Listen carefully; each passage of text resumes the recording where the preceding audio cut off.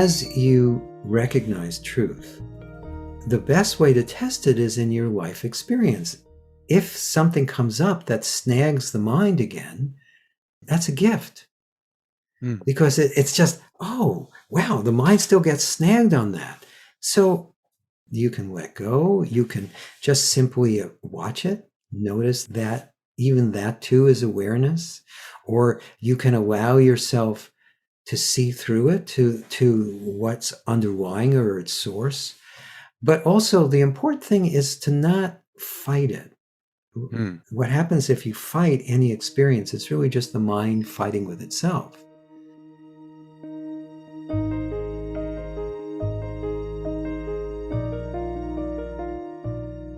Welcome to Letting Go and the Greatest Secret, where we explore the end of your suffering and the beginning of lasting happiness. I'm Hale Dwoskin, and in today's special episode, I will be interviewed by Peter Dziuban, who is featured along with me in Rhonda Byrne's book, The Greatest Secret. Peter Dziuban writes, teaches, and coaches on spirituality and consciousness. He's the author of Consciousness is All and Simply Notice. Clear awareness is the key to happiness, love, and freedom.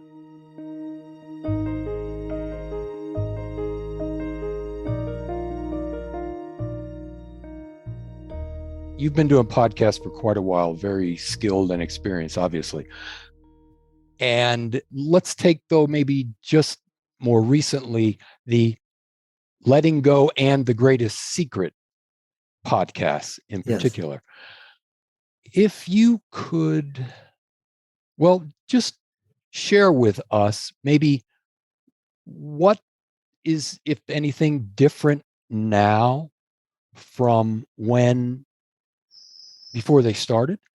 Anything for you? Actually, first off, I'll say that they started because, as you know, Rhonda did this book that we're both in.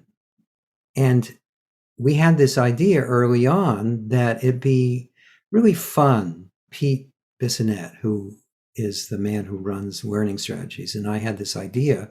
Actually, he had the idea and he told me about it, and I thought it was a good idea, that it'd be really nice to interview the people in The Greatest Secret and just have, as you know, they've been more conversation, just have a conversation about what's in the book, to broaden it, to fill in holes so people could really talk more in depth about their teachings. And I wanted to do that to give more exposure to the teachers, but also my network, I wanted them to have more of a living human experience of the people in the book. Mm-hmm. And also what's been very nice about this is I've been teaching now since off and on since 1977. Mostly on. But a lot of that time, I've just been focused on what's arising through this body-mind, and also the teachings of my original teacher, Lester Levinson. And so in a lot of ways, I kind of lost touch with how many of the other contemporary non-dual teachers are teaching. And so what's been very nice for me as we've been doing these podcasts is to connect with all of the other people in this community. It's been wonderful for me just to broaden my circle of friends, because usually I'm just dealing with people who come to me for support or assistance or what they think they can get from me. But to talk to people who are doing the same thing and hear their experience has been really fun for me. And the other thing that's been really nice is I've been doing this again because just it feels right to me. It's coming, it comes from source. I don't really think about what I say before I say it very often. And if I do, I try not to say that, because that's probably the mind trying to get in the help, which it still does occasionally. Yeah. So what's been nice is hearing everyone else's perspective has actually caused me to go deeper into my own living experience of truth. Because what it done is it kind of validated all these things that I've been saying to other people, but without any feedback except noticing what happened to them. Obviously, I would say these things and people would transform and become more living embodiment of truth themselves. So that was enough. But to hear other people describe how they do it, their teachings, just was just reaffirming that, oh, we're all doing this together. It is the one self. And this was just another indicator of it. And it's been really fun for me to do that. On a whole, these conversations, it's like a melting pot of the great variety of experience that is, when it comes to putting it into words or trying to, and it's just all getting mixed together by Yeah, and life. that was part of my intention too.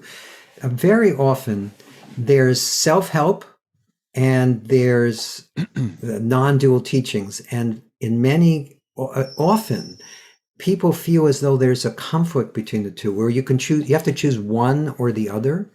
And because I grew up in a self-help community, even though I started having non-dual experience decades ago, I was always couching it in a way that it would be palatable, always trying to find ways to make it palatable for a much broader audience.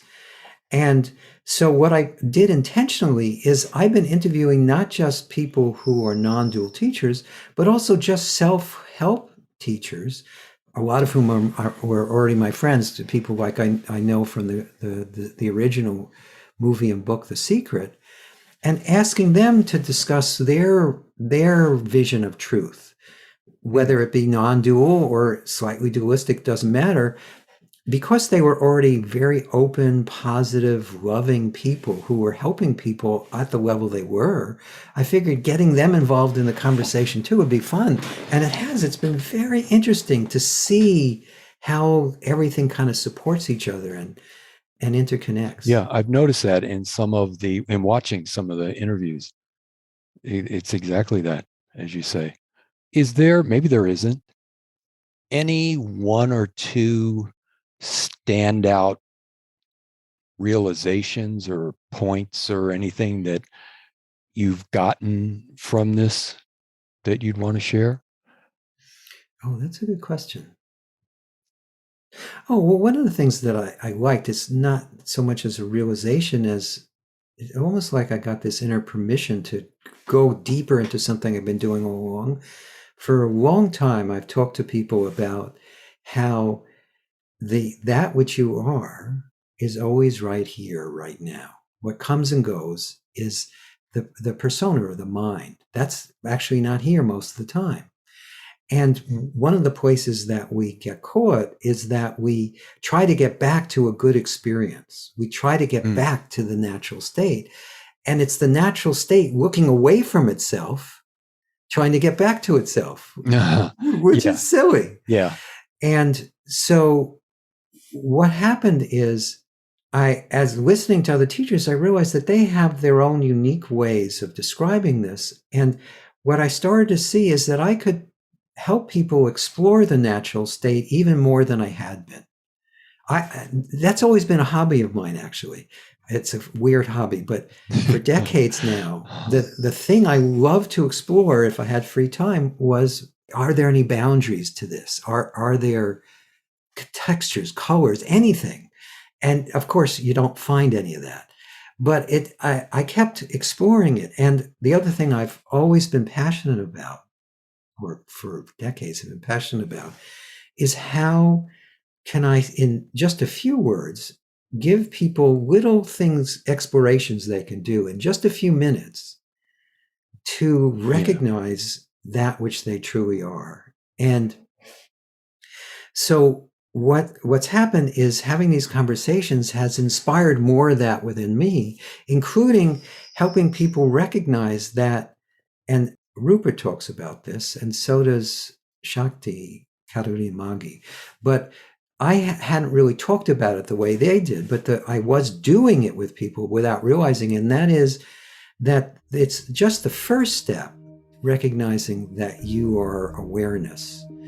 You're not your thoughts, your feelings, your ideas, the body, the mind. That's where you have to start there, in my opinion. Some people don't, and some people just have this all-in-one experience, and they skip a lot of the steps. But that first recognition has to be that you're not that sense of limitation that you usually identify with. But that's not the end. The other thing that I've been saying to people for decades is, well, what is that appearing in or on?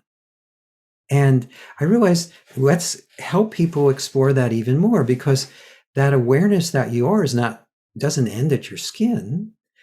And so I started going even more in my teaching with people, even, and again, it's not new, but I've been taking it deeper, is just really helping people see that all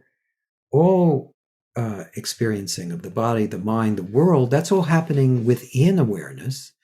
And then even beyond that, helping people see that there is only the one awareness. Again, something I've said, but I've been helping people discover that more experientially, that one awareness that I am, that you are, is really that. It's one. There's not me, there's not the body and awareness.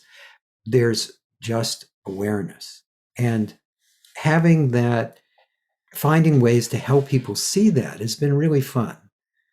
And again, it's something a lot of the teachings that come through this body mind are not, actually, it's all not premeditated. But what happens is, when I'm in front of someone who comes to me with an issue, and it often starts with an issue, again, because of the self-help background, what comes out is a way to help them first see through the issue, but then see through the one who thinks they have an issue.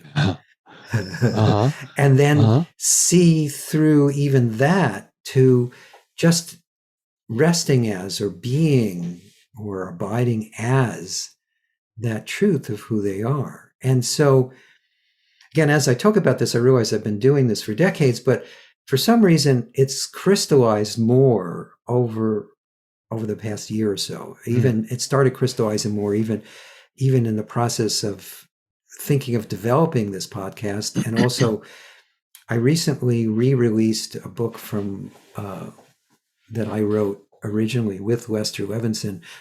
Although I wrote the book and edited it, Lester had already passed, or actually the first time it was written, he was still alive, but it was called Keys to the Ultimate Freedom. But he had very little to do with it. It was just excerpts from his talks. But because Rhonda was coming out with this new book, The Greatest Secret, I decided, instead of having it be 5 books, which it was then, and they were all just ebooks, I decided to go back, combine it. And it had been 20 years since I wrote that book. And I purposely at the time held back a lot of, part of how I started in this career of doing what I did is finding ways to make Lester's teachings too more accessible to people, because a lot of people misinterpreted the things he said. So when I first did the book, I kept my commentary very short. It's not long now, but it's longer. And I shared less of the Sedona method and also all our non-dual teachings. So in the new book, I share a lot more of the Sedona method and a lot more of our non-dual teachings as a bridge to help people integrate what Lester was pointing at. And that also, in doing that, that also opened things up even more. And again, I wasn't looking for an opening. It just kind of happened spontaneously. Interesting. So if I understood you correctly, that will be a new edition of Keys to No, it already is. I did that. I worked on that even before the pod, or some of it was concurrently. But before the podcast, I released the book around the same time that Rhonda's book came out, the new book. Okay. In fact, Rhonda wrote the foreword to it. Oh. Because she's had the Keys to the Ultimate Freedom has been on her bedstand for decades. Yes, well, she told me that in an email about what have been some of the most valuable things she's come across in her path, and that was one of them. And I have a book with that title, or it's very similar. So, but I thought, I don't have the one Rhonda's talking about. And I looked for it and I couldn't find it. Well, This is because very Keys, recently. yes, no, because Keys has been out of print for a while Oh, because it was printed in the 90s, towards the end of Lester's life. I had to fight him.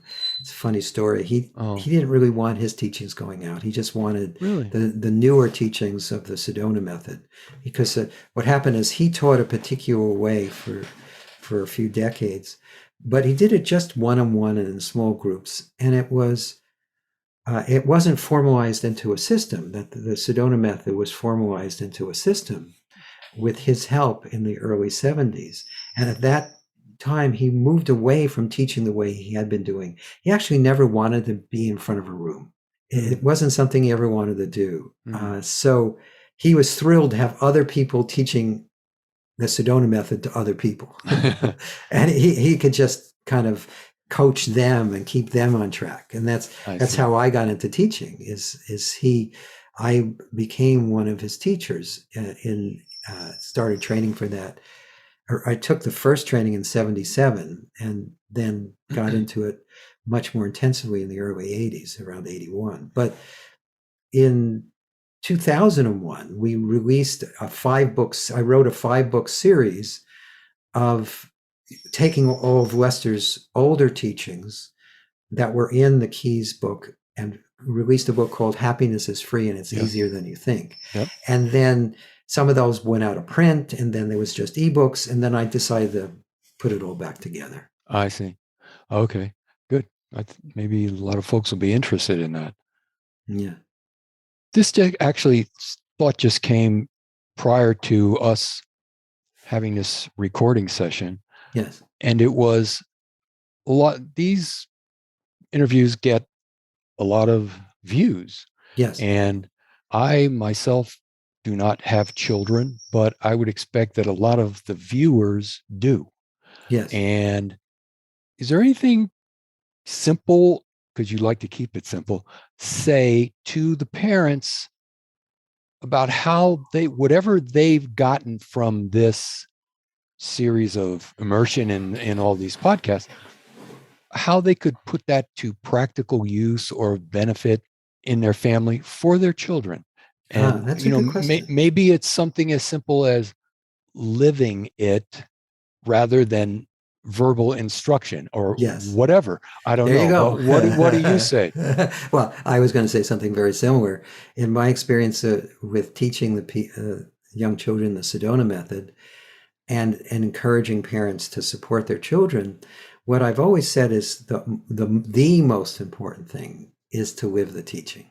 If you're early on, when it was more focused on just letting go, not so much recognizing truth, I'd said your letting go opens you to being a more present, loving, nurturing parent. Yeah. And that's all your children really want. If you lead by example, and then even as you recognize the truth of who you are as a parent, you don't need to consciously try to modify your behavior or do parenting differently. You'll find just by letting go and living your own truth, the effect you have on your children is, and this is also feedback I've gotten from people going through this, is very profound. Because you're living it, you tend to make that available for them, as long as you don't try to impose it on them.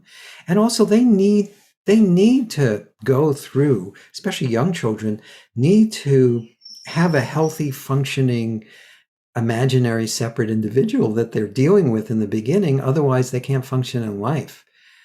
Once they're functioning in life, then they can come to this as we did, as a little older, and can explore these truths for themselves. But forcing it on too young of children, I think, would actually interfere with their developmental process. So the best thing is to live it and to be as loving a parent as you can from your heart. And the rest of it takes care of itself. You'll be intuitively guided.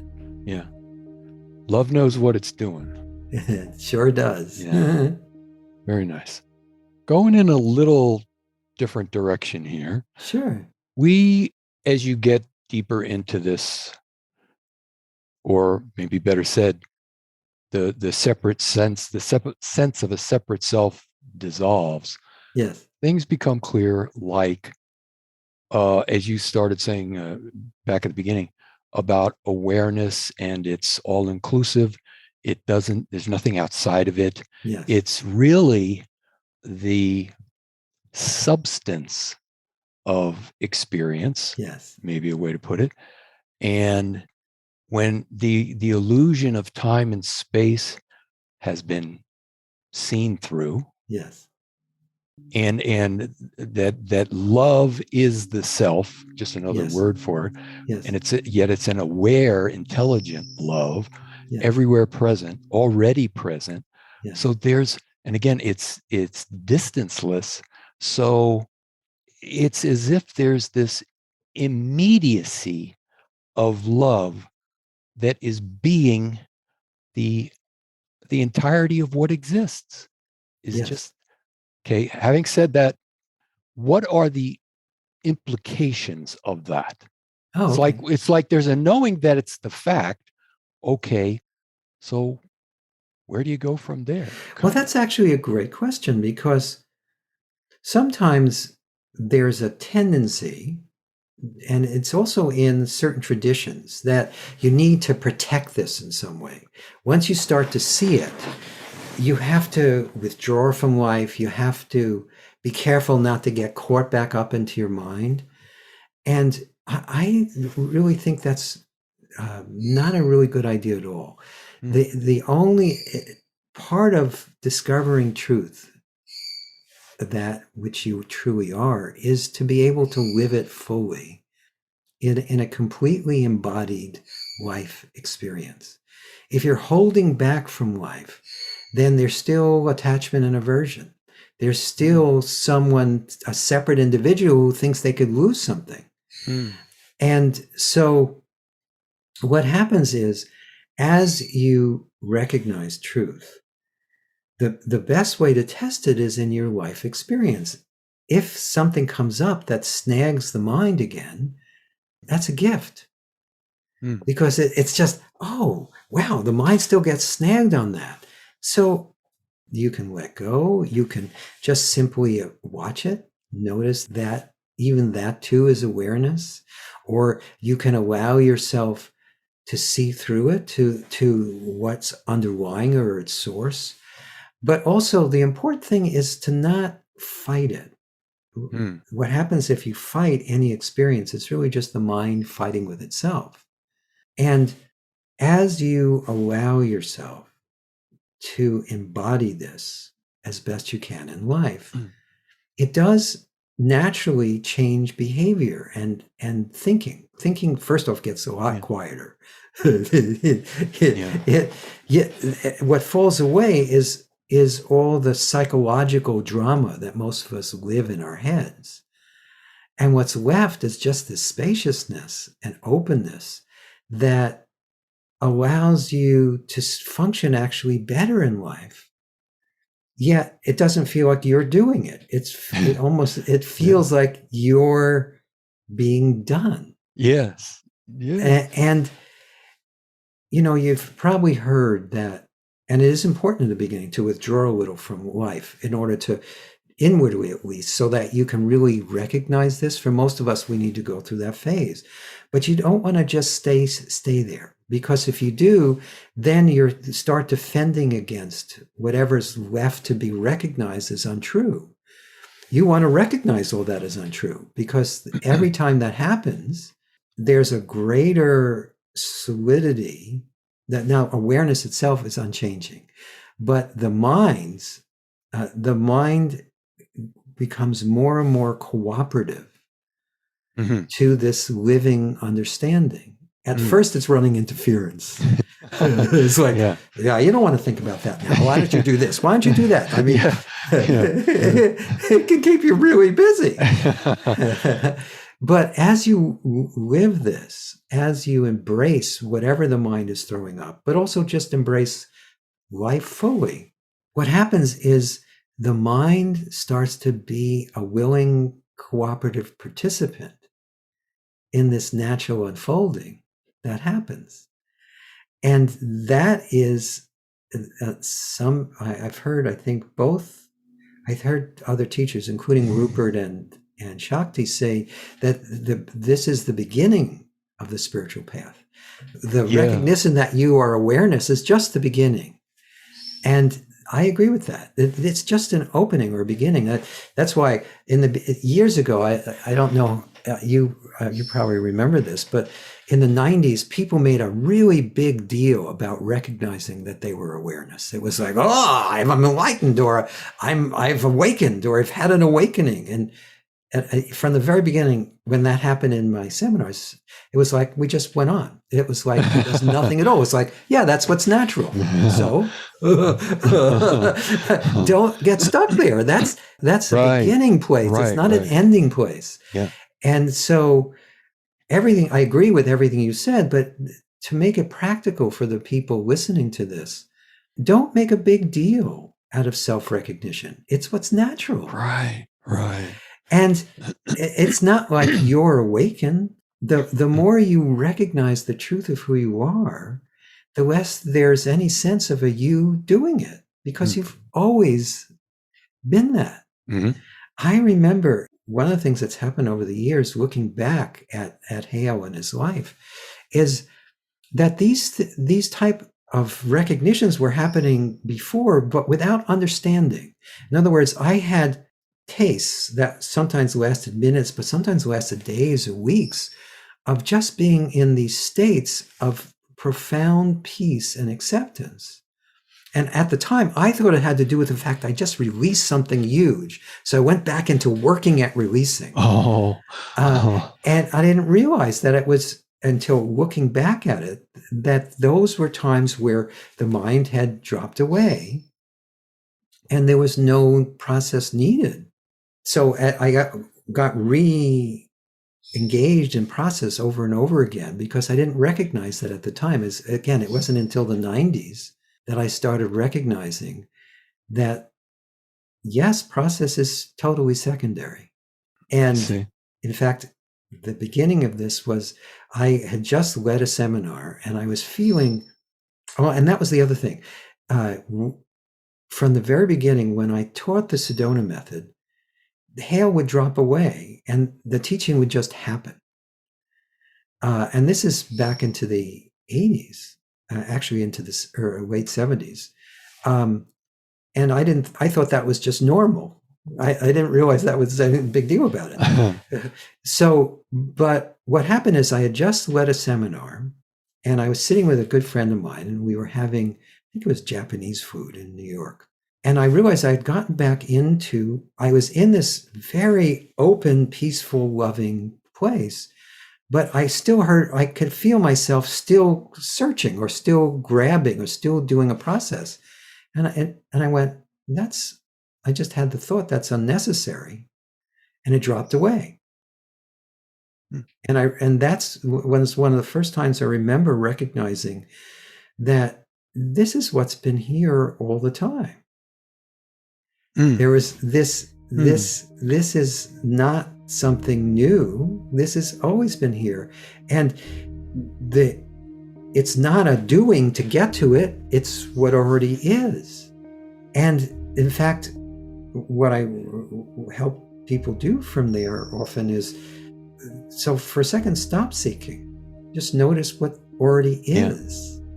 Yeah. And in doing that, because I'd had, I guess partially because I had a living experience of that, people could hear me and they went, oh, and just in the stopping, trying to do anything, what was always obvious became self-obvious to them as well. Beautiful. So, yeah, when it's been lived and actually experienced, then that somehow comes through when it's spoken about after that point. Yes. Does that make sense? Oh, it totally makes sense. Yeah. And actually, I've always been able to tell when someone's been really living it. And I think everyone can. Not everyone pays attention to that because, sometimes you think it sounds good and that's enough. But I've always felt this too, that I've always been attracted to the teachers that in my experience, were the clearest representatives of that which we all are. And it started actually, Lester introduced me to Ramana Maharshi in 1977.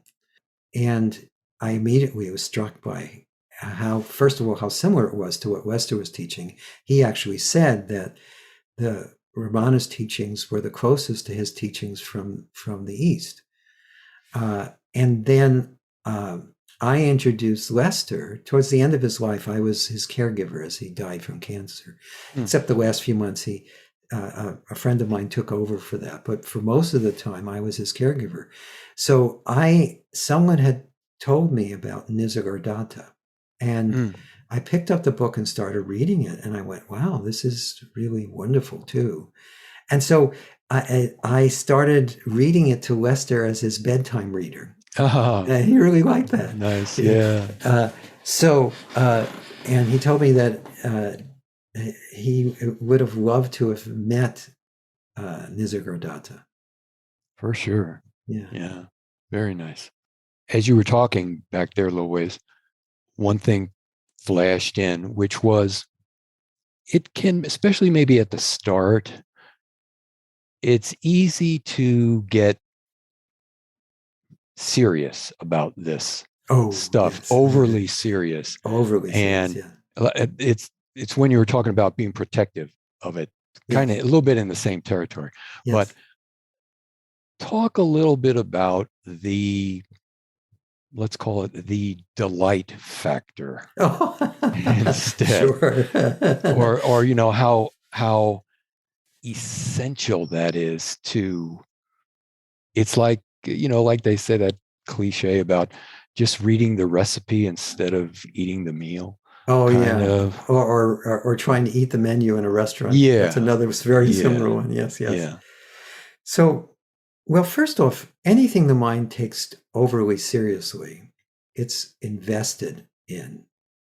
And if the mind's invested in it, then it's worth a little examination. Because when the mind invests in something, it's made an illusion real. Even if it's a subtle illusion, it's made an illusion real. I mean, and so if you take this, now let me qualify this, earnestness is critical. Yeah, being earnestly interested in the truth of who you are and allowing yourself to focus on that. It doesn't have to be to the exclusion of everything else, but give it at least as much energy as you give to running away from life or getting lost in experience. That's critically important and very, very helpful. But it's also important to have a sense of humor, even about this. I remember and this happens spontaneously for most people. I remember when I first started seeing truth, there were these times where I couldn't stop laughing because it was so funny. And that actually started happening just in early on as I learned the Sedona method and started teaching it and practicing it. There were times that I just got something released and I would laugh for days. And one example was I was releasing something. It was a big issue that I'd been working on for a long period of time. I think this was the late 80s. And then all of a sudden, this thought arose. Did I just let that go, or did it never really exist? Wow. And in recognizing that, something just opened. First off, I laughed hysterically. But then what happened is for days, just things dissolved.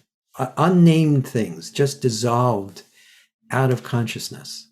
And this was even before I was fully aware of the truth of who I was. Again, I think I came in with a very fortunate lifetime that there's been all this natural support for me recognizing truth and seeing through illusion. But anyway, back to the question.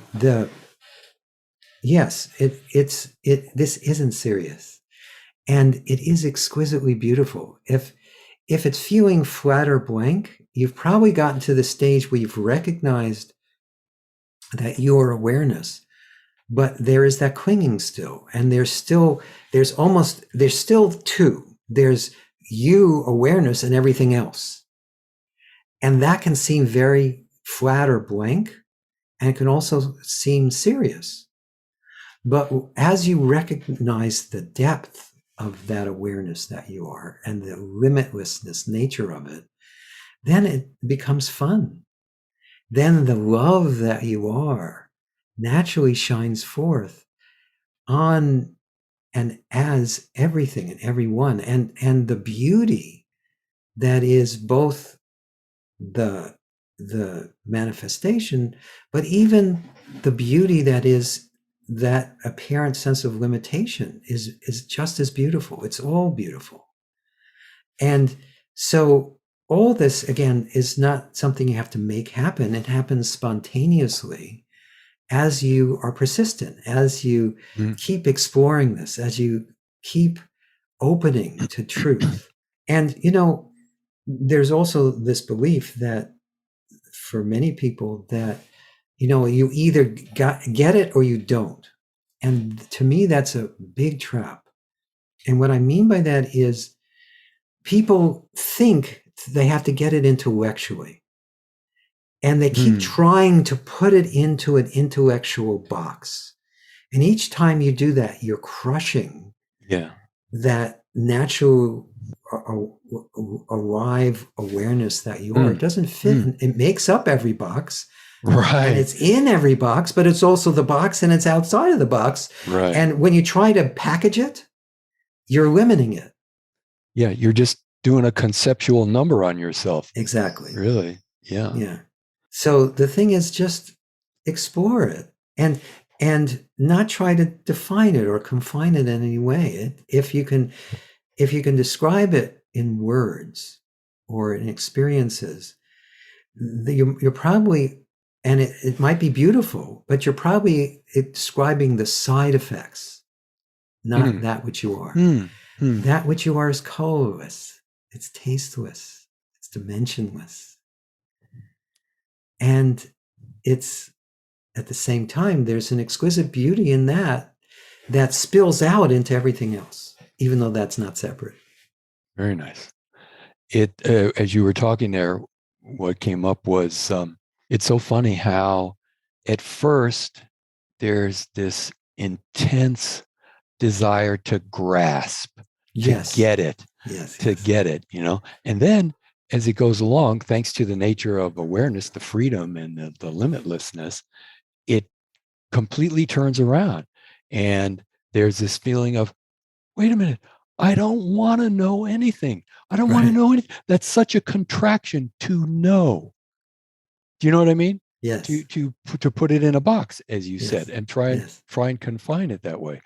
But no, just wide open. And as you were saying earlier too, you don't want to have that sense, because it's very limiting, of I've arrived, I'm there, I'm at the end, because that's an incredible limit too. There's always going to be unfoldment. While true, awareness is always already at itself, but it's infinite, so it can't go only so far. There's going to continue to be unfoldment of all these varieties. So yeah, it's beautiful to watch too. Yeah, it's beautiful to watch in several ways. One, watch it unfold within this body mind that awareness is using to experience the world. But it's also beautiful to watch the awareness that all is unfolding through so many others in so many unique and beautiful ways. Now, I'm not talking just about all the other teachers. I'm talking about everyone who's in this direction are, in my experience, they're these lights illuminating this shared experience. And it's really fun to watch the lights come back on in people. It's not that it's never not there, but it's usually in the background for most people. But as they start to shed their sense of limitation, that awareness that they are is shining through more and more and it's not like there's two awarenesses. It's not, or two eyes, the limited eye and the true eye. There's just one. It's experiencing through all, even the people who appear to be still totally lost in their personal stories and dramas. It's still that one awareness. Yeah. And again, to me, that there's a beauty in that, and there's no need to try to fix anyone or change them. They're perfect as they are. Yeah. Yet if someone comes to you, and they're wanting this, then whatever it is that can be done to support them is what happens. This is one that came up, just popped in anticipation of a chance to have this conversation. Yes. The tendency is naturally for us we hear so much about there's only the now, there's only timeless being, just the word being itself. It's eternity, it's timeless. And there's, again, because this is how the experience seems to happen, there's a tendency to sort of start from the apparent time space world where we're totally run by time, the sense of time, and then a waking up out of that into nowness, omnipresentness, isness, beingness, and wonderful. But what opens up, what would you say on this when sort of the perspective is turned around and not seeing oneself as having awakened out of a prior time experience, but that the one that's being alive and conscious right now is the now itself. It's really not an us, as we know. But we sometimes, I catch this all the time in myself, have this hangover notion that the real me, it gets mixed up, that there's been this turning away from time to this. But what I wanted to have you do was just share a little bit about, okay, how about from the other direction? Well, from the other direction, first off, time is still a useful tool as long as you know that's all it is. I mean, in order for us to have this conversation, we had to agree upon a time to have the conversation. Yet at the same time, if you look at your direct experience, you've never actually experienced time. You've only experienced what is now. That's it. There's not, and there isn't moments of time either. There's not now. It's not that either. It's just now, period. And even now, for some, people hear now and then they think of, there's now and then there's then. It's not even that. There is no then either. There's just now. And so from that perspective, there's no efforting. The body mind does what it needs to do to deal with the apparency of time. Yet the living experience is unbroken. Is just this one living now. And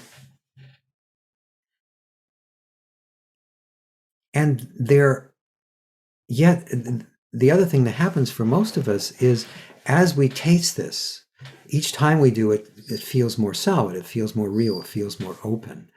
But we don't realize that every time time seems to reassert itself, that's okay. That again is like our other sense of limitation. If it seems that you're caught in time again, it's just the mind caught in time. That's never been you. Right. And so you can watch the mind get caught up in whatever it does. And there's a process that people go through. For most of us, what we do is, as the mind comes and goes, the time and mind are actually synonyms. There's no mind without time, and there's no time without mind. They're not two. Right. And absolutely. So as time / mind / imaginary limitation comes and goes, each time it goes, it doesn't come back fully. Mm. Each time it goes, it comes back more like Swiss cheese, or more like a sieve. Yeah. The mind can, and so again, I mentioned this already, but I want to emphasize this as we kind of wrap up. I want to emphasize to people, just know that every time you recognize that which you truly are, it's a gift from you to yourself. But also, it's not something you need to cling to. It's something that is natural, it's spontaneous, it's coming from you, and it is you recognizing it. And that little you that you used to think you were never was separate from that. And you're not the limited, apparently limited, separate you that you often still may feel like you are. That has always been the one awareness playing a role through you. It's the way the one awareness experiences life at first from that perspective, and then from this mixed perspective, and then as this pure awareness that's already gone through this experience of life, but is no longer touched or colored by it in any way. And just allow that progression to happen for you naturally, without trying to set up camp anywhere. Anything else? Or I'm going to do a Hale. I noticed this in a lot of your podcasts. If you could leave us with one thing, maybe you've already said it, one statement, whatever, what would it be? So that which is listening to this conversation is that which we've been talking about. And so just know that you already are, and have always been, that which you've sought. You have been seeking yourself as yourself, and you've never been apart from that which you are.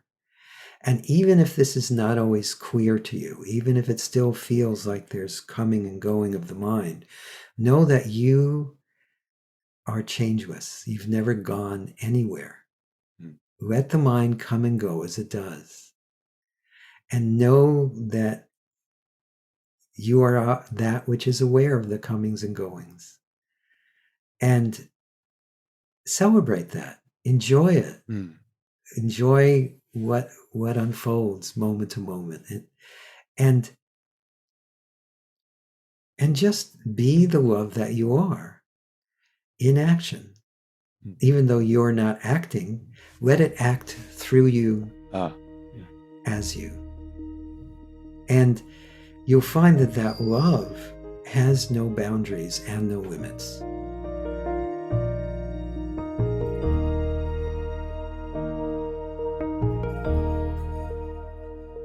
I hope you enjoyed our conversation between Peter Dziuban and me. You can learn more about Peter Dziuban and listen to free recordings by visiting his website at consciousnessisall.com. That's consciousnessisall.com. If you've enjoyed this podcast, please subscribe so you have immediate access to future episodes. Please give us a 5-star rating and share it with the people you care about. If you'd like to learn more about my work, my mentor Lester Levinson's work, and the Sedona method, please visit www.sedona.com. As you explore our site, you'll learn the key to lasting happiness, success, peace, and emotional well-being. We have books, courses, events, and plenty of free material to explore. Again, go to sedona.com. That's SEDONA.com. Thank you for being here, and we'll catch you on the next episode of Letting Go and the Greatest Secret.